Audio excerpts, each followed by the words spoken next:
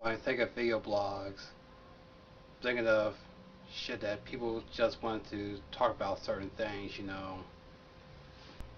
Me doing video blogs for MySpace for 2 years, but now I'm doing this shit again, and I was like, shit, what the hell? I got nothing else better to do. I hope this shit turns out great. Otherwise, I will be wasting my goddamn time. Jeez.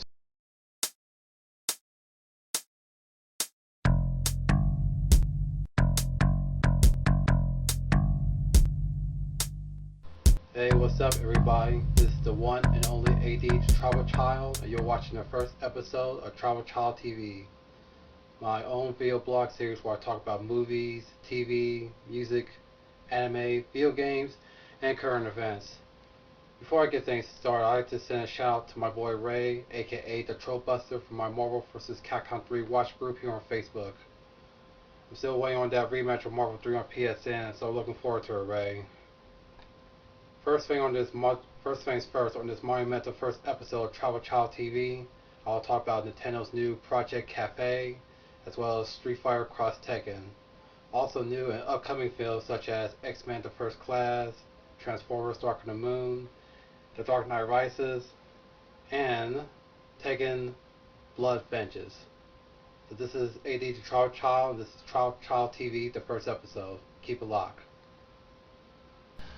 Now, the first thing I want to talk about is the latest gaming console for Nintendo, codenamed Project Cafe, which was rumored to be released around spring of 2012. There is little known information about Nintendo's new system, and according to Nintendo of Japan, there will be more details including system specifications and a playable model which will be revealed at this year's E3 Expo. Again, there is little known information about Project Cafe, so let's break down what we know so far. Being this is the big successor to the Nintendo Wii, which sold over 86 million units worldwide since its fall 2006 release, some sources say there will be an HD, and according to IGA.com with additional sources, it will be backward compatible with the Wii software, and it will have a new controller with a built-in screen as opposed to the updated Wii nunchuk controller. So what do I think of Project Cafe, you ask? Well, it's too early to tell. But with the Nintendo Wii being a big success for the last 5 years or so, I think it'll do well commercial-wise. But personally, with me not being a fan of the Wii, I'm really not too hype about Project Cafe. Not to say it's going to be a bad system.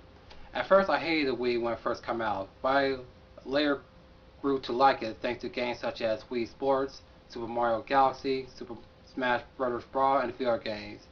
If there will be anything games-wise that will catch my eye, or catch my interest, maybe I will grow to like Nintendo's new system as well. And the thing that the Wii was lacking before, it'll be no surprise how Project Cafe will top its predecessor, and I'll be looking forward to what's in store for Nintendo's new Project Cafe at this year's E3 going on June the 7th to June the 9th.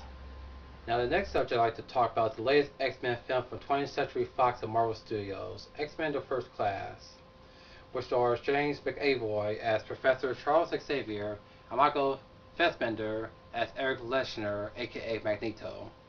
The film also stars Kevin Bacon and Jennifer Lawrence.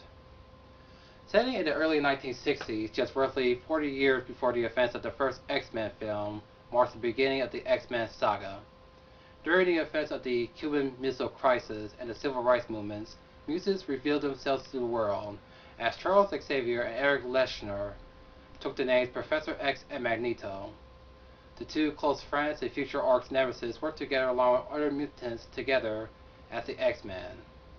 Preventing World War III, the X-Men fight to prevent the nuclear doomsday while going against the Hellfire Club, led by the Black King Sebastian Shaw, played by Kevin Bacon, and along by his side Emma Frost, the White Queen, played by Mad Men actress January Jones. This film also features Nicholas Hoult as Harry McCoy, aka Beast, Jennifer Lawrence as Mystique, Lucas Till as Havoc, and Zoe Kravitz as Angel. Not to be confused with the original Angel, Warren Worthington III from the original comics. Not to mix logic with Marvel's universe's past and present, it seems that the First Class kind of contradicts similarities with the original First Class from the early X-Men comics. With the exception of Beast, who is one of the original members of the X-Men in both the film and the comic. Mystique is pretty much the Marvel girl in this film, as well as Havoc being like his brother Cyclops before Cyclops joined the X-Men, and Banshee is the team high flyer, much like Worthington the Angel. Growing up reading the comic and watching the anime series on Fox Kids back in the 90s, the X-Men has always been my favorite anime series, or my favorite superhero series for that matter, along with Spider-Man, Batman, and Iron Man. The first four X-Men films were great, but X2, X-Men United, and X-Men Origins Wolverine are my top two in my opinion. When I first heard about X-Men First Class, I was a bit optimistic about how the X-Men film actually begins chronologically. But having learned the actual detailed plot, I was a bit skeptical about having a movie taking place in the 1960s and how the First Class in this film differs from the X-Men First Class from the comics. But after watching the theatrical trailer and watching a few of the TV spots, it actually grew back some of the interest I lost. But being this is one of the biggest films of the summer, I was like, shit, I might as well check it out. So, X-Men The First Class is in theaters now, and if I get a chance to watch it, expect a full review on it in future episodes. While I was 7 if not 8 years old, I was already a hardcore gamer. But that wasn't until I played Street Fighter 2 and Mortal Kombat at the arcade, and I became a fan of both games. And with that being said and done, I went from action-adventure platform gamer to a fanatic of the fighting genre. And with all the great fighting games out there like Street Fighter, Mortal Kombat, The Kings of Fighters, Virtua Fighter, Killer Instinct, Dead Alive, Soul Calibur, Tekken, Guilty Gear, and BlazBlue, I often ask myself the same question as any other gamer. What two fighting game franchises go against each other in a crossover fighting game? Let's just say after the success of Marvel's collaboration with Capcom's X-Men Children of the Atom, well, the rest was history. But it's not just the Marvel vs. Capcom games, but also the Capcom vs. SNK games from both companies that gave some big success. Even so, the Mortal Kombat even jumped the crossover bandwagon with DC Universe. But that ride was over before it began. So in other words, Mortal Kombat versus DC Universe fucking suck. But enough about that. While Capcom was promoting Marvel vs. Capcom 3 at last year's San Diego Comic-Con, Street Fighter 4 producer Yoshinori Ono and Tekken producer Katsuhiro Harada announced Street Fighter X Tekken, published and developed by Capcom. After watching the teaser trailer and the early gameplay footage of Ryu and Chun-Li going against Nia and Kazuya, I was a bit impressed, but at the same time I also had my doubts.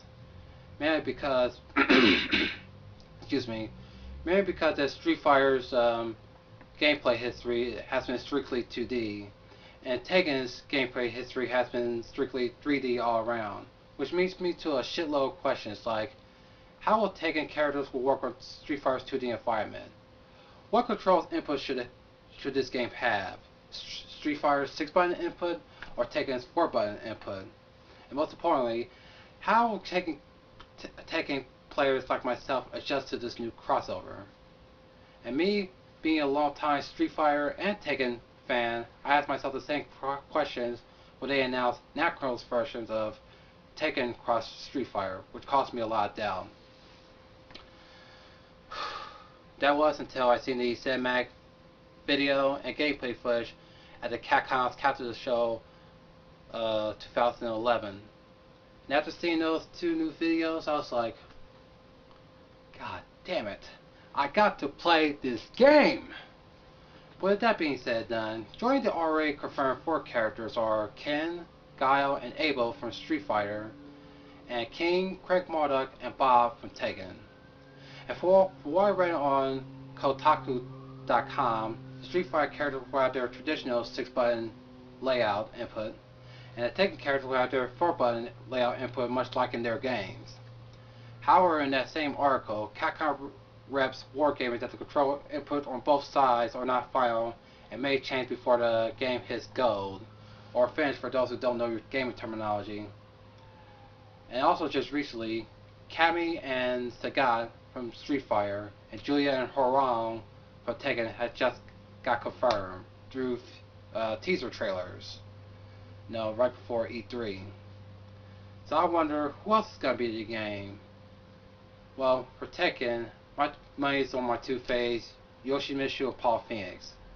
And goddammit, they better be in this game, or else this game is worth playing. But who knows? I guess we'll have to see who else will be in this game. And, well, I guess our answer will be after this year's E3. Shame I have to wait until next year till Street Fighter X Tekken. I just hope it will be worth the wait as much as Marvel vs. Capcom 3. Oh, wait a minute, that doesn't make any sense. Waiting 1 year for Street Fighter X Tekken for 1 year versus wait 10 years for Marvel vs. Capcom 3. God damn it. I originally wanted to do 2 reviews of what could be the best fighting games of 2011. Mortal Kombat 9 and Marvel vs. Capcom 3 Fate of Two Worlds. Since I can't review both games in this episode in a short time, I figured I'll just do one episode of TribalChild TV while not only do I review both games, but to see which game should be the best fighting game of 2011. So keep a lock on TribalChild TV and keep a lookout on future episodes.